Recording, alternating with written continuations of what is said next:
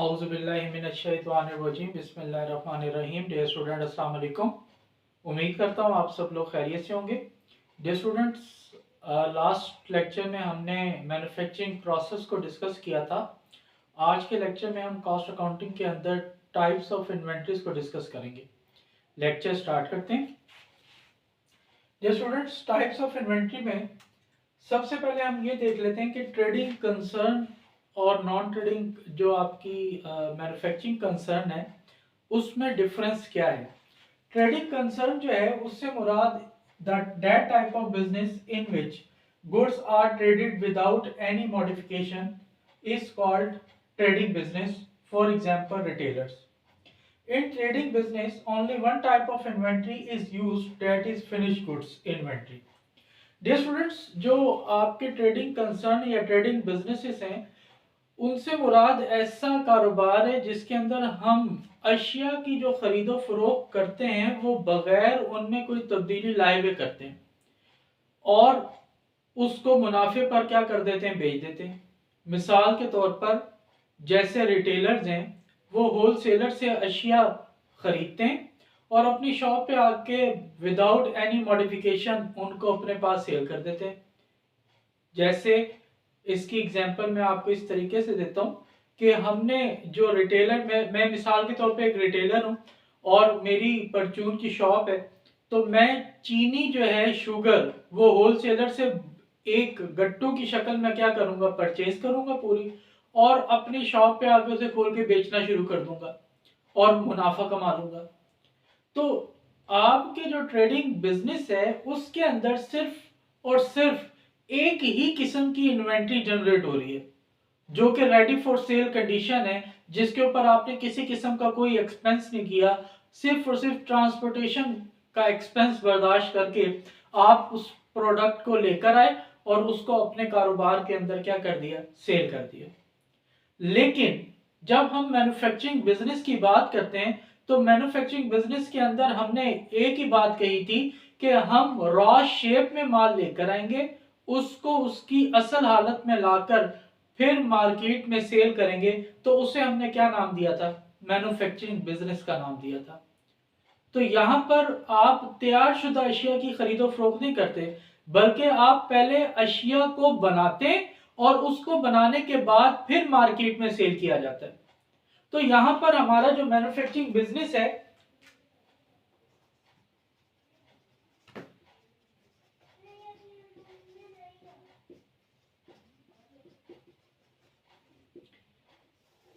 इसके अंदर raw shape में माल लेके आया गया,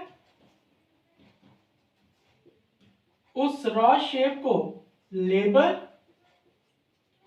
एंड इक्विपमेंट की मदद से प्रोसेस किया गया, जिसने उसको किस शक्ल में लेके आए, फिनिश्ड गुड्स की शक्ल में, और फिर मार्केट में क्या किया, सेल किया। इसे हमने क्या नाम दिया, तो इसे हमने मैन्युफैक्चरिंग बिजनेस का नाम दिया। तो अगर हम इस डेफिनेशन को देखें तो हमें मैन्युफैक्चरिंग बिजनेस के अंदर तीन तरह के प्रोसेसेस नजर आ रहे हैं। पहला रॉ शेप, उसके बाद उसकी प्रोसेसिंग शेप और फिर फाइनल शेप। तो इसका मतलब क्या हुआ कि इस मैन्युफैक्चरिंग बिजनेस के अंदर जो टाइप्स ऑफ इन्वेंट्री है वो तीन तरह की हैं, जिसमें पहली आपकी रॉ शेप की होगी, दूसरी आपकी प्रोसेसिंग शेप की होगी और तीसरी आपकी फाइनल शेप की होगी। तो इस तरीके से आपके पास जो types of inventory I manufacturing business के अंदर,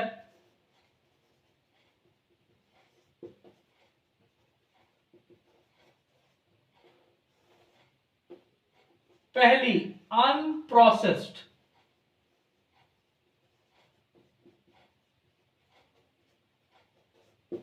इन्वेंट्री, जिसे हमने रॉ मटेरियल का नाम दिया। अनप्रोसेस्ड इन्वेंट्री से मुराद वो माल होता है, वो इन्वेंट्री होती है जो कि जिसके ऊपर अभी हमने प्रोसेसिंग शुरू ना की हो, जो कि रॉ फॉर्म में हो, जो अगर बच भी जाए तो उसको हम रीसेल कर सकते हो, उसे हम क्या कहते हैं, अनप्रोसेस्ड इन्वेंट्री का नाम देते हैं। तो यहां पर जो अनप्रोसेस्ड इन्वेंट्री है हमारी मैन्युफैक्चरिंग बिजनेस के अंदर वो रॉ मटेरियल इन्वेंट्री कहलाती है।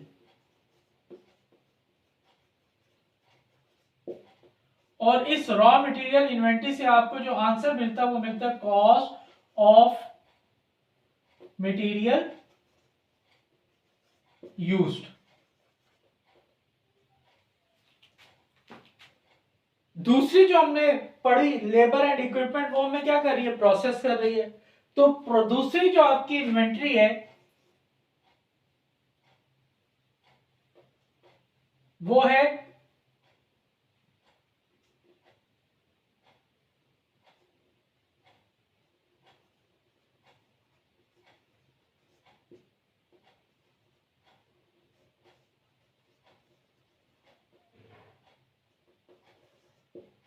Inventory on processing,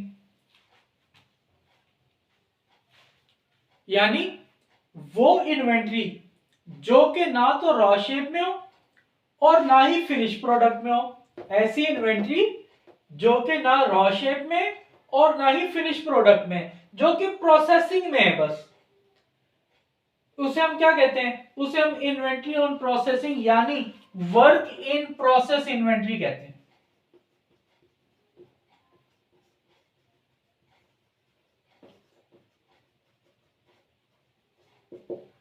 work in process inventory, यानी अगर मैं आपको ये कहूं कि मैं आपको कॉस्ट अकाउंटिंग के 3 चैप्टर पढ़ा देता हूं और फिर आप मेरे लेक्चर्स की अगर वीडियोस मैं बनाना छोड़ देता हूं, तो आप जो हैं वो ये नहीं कह सकते कि हमें कॉस्ट अकाउंटिंग बिल्कुल भी नहीं आती।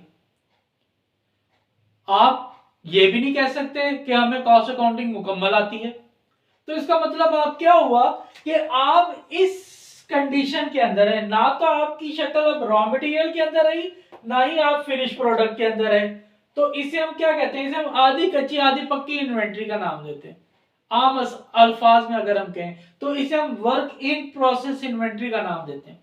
तो वर्क इन प्रोसेस इन्वेंट्री से जो आपको आंसर मिलता है वो मिलता है कॉस्ट ऑफ गुड्स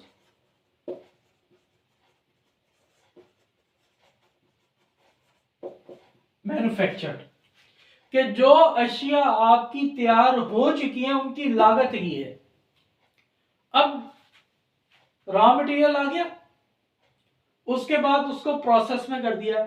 अब मिसाल के तौर पे इसको हम यूं भी कहते हैं कि मैं आप लोगों को लेक्चर डिलीवर कर रहा हूं, अगर बाहर से कोई बंदा आता है तो वो क्या कहेगा, सर पढ़ा रहे हैं, यानी कि काम अभी वर्किंग में, अभी वो मुकम्मल नहीं हुआ। तो उसी को हम क्या कहते हैं, वर्क इन प्रोसेस। जब तक आपका प्लांट प्रोडक्शन का चल रहा है, मशीनरी चल रही है, तो वो वर्क इन प्रोसेस है, प्रोसेसिंग के अंदर काम हो रहा है, तो इसलिए उसको क्या नाम दिया जाएगा, वर्क इन प्रोसेस इन्वेंट्री का नाम दिया। अब आपकी चीज क्या हो गई है, तैयार हो गई है। जब तैयार होगी तो अब उसको हमने डेंटिंग उसकी पेंटिंग करनी है, उसकी पैकेजिंग करनी है, उसको अट्रैक्टिव बनाना है ताकि कस्टमर को हम क्या कर सकें, वो डिलीवर कर सकें, बेच सकें। तो उसके लिए फिर हमारी तीसरी इन्वेंट्री है जिसे हमने फिनिश गुड्स का नाम दिया, जिसको आप क्या कहते हैं, inventory ready for sale condition. ये इन्वेंट्री से मुराद ऐसी इन्वेंट्री है जो कि अब मार्केट में मुकम्मल तौर पर सेल होने के लिए तैयार पड़ी है, जिसको आप मार्केट में सेल आउट करके प्रॉफिट अर्न कर सकते हैं। उसे हम क्या कहते हैं, inventory ready for sale condition. Manufacturing business के अंदर कॉस्ट अकाउंटिंग की टर्म में इसी को हम क्या कहते हैं, फिनिश्ड गुड्स इन्वेंट्री।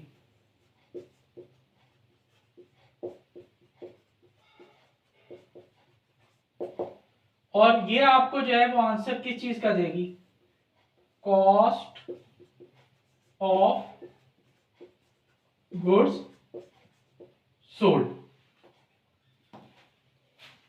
कि आपकी अब यहां पे आपका शुगर केन था, शुगर केन मशीनरी के अंदर आ गया, अब वो शुगर में कन्वर्ट हो गया। तो ये जो आखिरी इन्वेंट्री है, ये आप मार्केट में आप क्या कर सकते हैं, आप सेल के लिए लेके जा सकते हैं, इसलिए इसे हम inventory ready for sale condition का नाम देते हैं। और कॉस्ट अकाउंटिंग टर्म के अंदर उसे हम क्या कहते हैं, फिनिश गुड्स इन्वेंट्री का नाम है, जिसकी मदद से आपको कौन सी कॉस्ट मालूम होती है, कॉस्ट ऑफ गुड्स सोल्ड।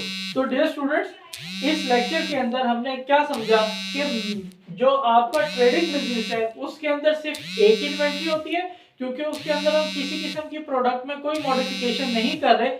जब कोई मॉडिफिकेशन नहीं कर रहे तो ना वो रॉ शेप में, ना वो प्रोसेसिंग के हालत में, वो just ready for sale condition है, फिनिश गुड्स है। जबकि मैन्युफैक्चरिंग बिजनेस के अंदर हम उसका ए टू जी टोटल प्रोडक्ट को क्या कर रहे हैं, हम खुद बना रहे हैं और फिर उसके बाद उसको सेल कर रहे हैं। तो मैन्युफैक्चरिंग बिजनेस के अंदर 3 तरह की इन्वेंट्री हुई, जिसमें पहला अनप्रोसेस्ड इन्वेंट्री था, फिर वो प्रोसेसिंग शक्ल में है और आखिर में वो रेडी फॉर सेल कंडीशन के अंदर आया। इंशाल्लाह नेक्स्ट लेक्चर के अंदर हम कॉस्ट ऑफ गुड्स सोल्ड का स्पेसिमेन पढ़ेंगे और इंशाल्लाह इसके बाद हमारा 3 स्पेसिमेन होंगे, स्केचेस होंगे, जिसमें पहला हमारा स्केच होगा cost of goods sold find out करने का, फिर सेकंड हमारा जो स्केच होगा वो इनकम स्टेटमेंट का होगा और थर्ड होगा income statement with condensed form. तो मुझे उम्मीद है कि डियर स्टूडेंट्स आपको मेरा लेक्चर समझ आया होगा। आप मेरे चैनल को सब्सक्राइब करें, लाइक करें और मैक्सिमम शेयर करें। किसी भी किस्म का कोई भी मसला हो तो आप मेरे कमेंट बॉक्स में पूछ सकते हैं। अल्लाह ताला से दुआ है कि अल्लाह ताला हम सबको अपने हिफ्ज़-ओ-अमान में रखे। Best of luck. अल्लाह हाफिज़।